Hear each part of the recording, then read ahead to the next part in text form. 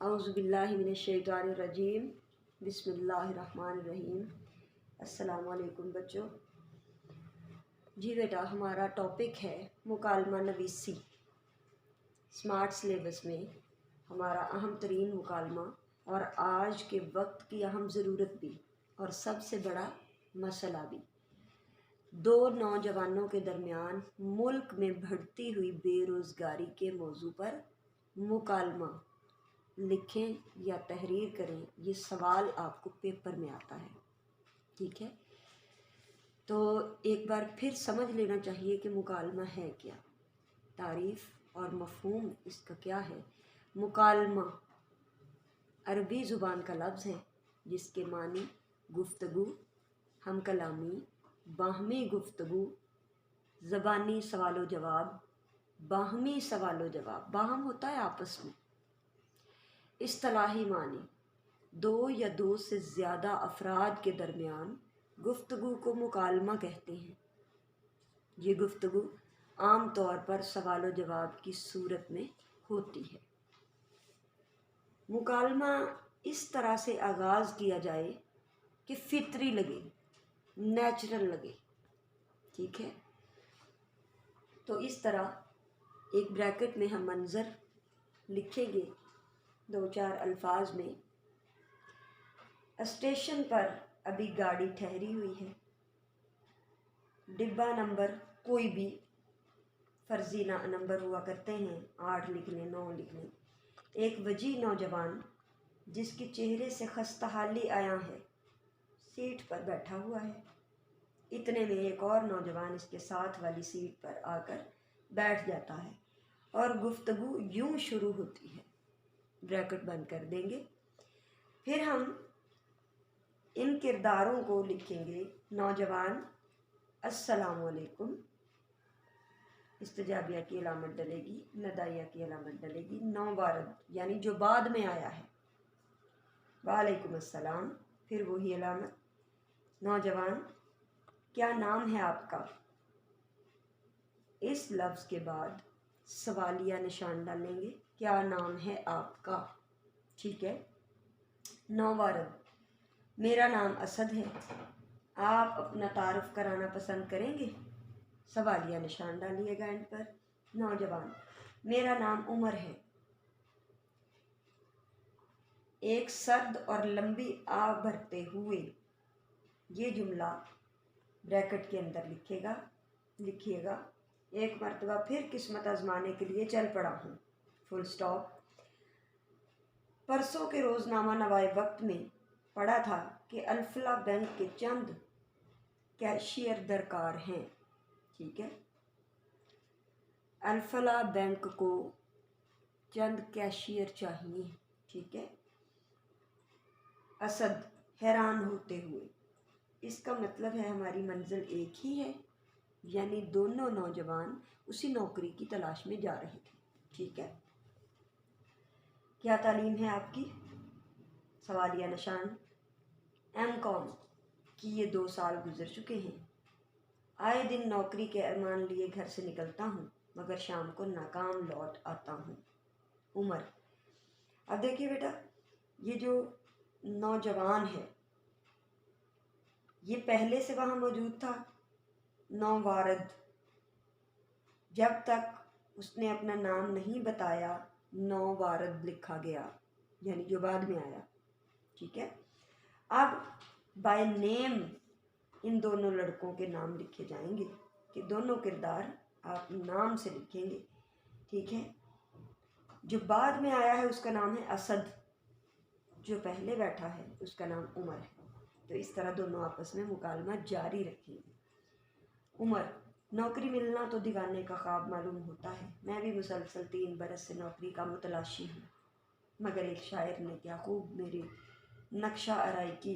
तेरी खातिर हर रोज़ सहरा नबर्दी करता हूँ, प्यासा हूँ अब तक मिला नहीं जामे दीदार। असद, हमारे मुल्क में भी अजीब दस्तूर है। जिस कदर शरअ तालीम में इजाफ़ा हो रहा है, मुलाज़िमत नायाब और बेरोज़गारी में मुसलसल इजाफ़ा हो रहा है। उमर, पहले तो ये सुनते थे कि फ़कत अनपढ़ ही बेरोज़गार होते हैं, मगर ये तल्ख हकीकत है कि मौजूदा दौर में तालीम याफ्ता ही ज़्यादातर बेरोज़गारी का शिकार है। असद: हाँ, क्योंकि अनपढ़ और कम तालीम याफ्ता की अक्सरियत कारोबार इख्तियार कर लेती है और हम जैसे आला तालीम याफ्ता बरस हा बरस नौकरी के बखेड़ों में उलझे रहते हैं। उमर: इस बेरोज़गारी की कई वजूहात हैं।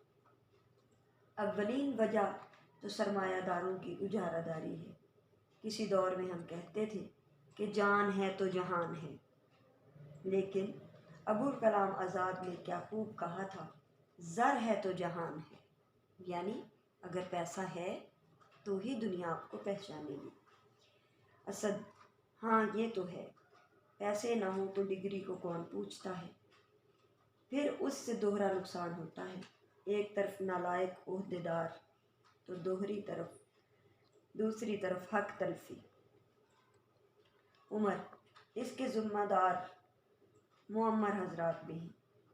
उन लोगों की उम्र 60 साल से तजावुज़ कर जाती है मगर मुलाजमत पर चिमटे रहते हैं।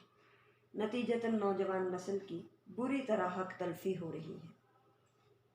असद: एक और बड़ी वजह सिफारिश है।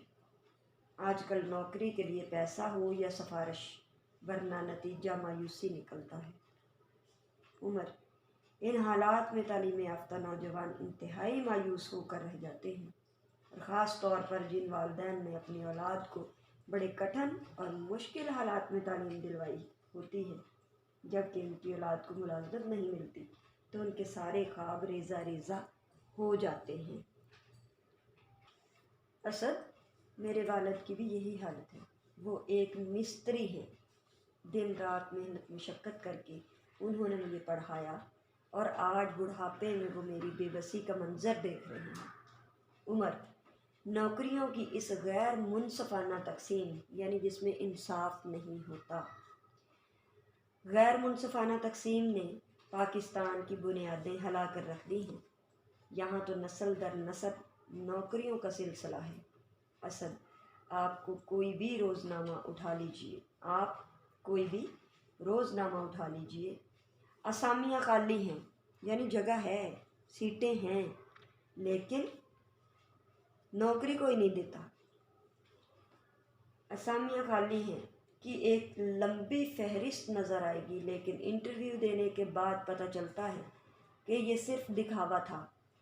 मुलाजमतें पैसे या सिफारिश की बुनियाद पर पहले ही हो चुकी होती हैं। उमर: पाकिस्तानी हुकूमत को चाहिए कि इस बढ़ती हुई बेरोज़गारी के ख़िलाफ़ कदम उठाए, वरना बदतरीन नताइज बरामद होंगे।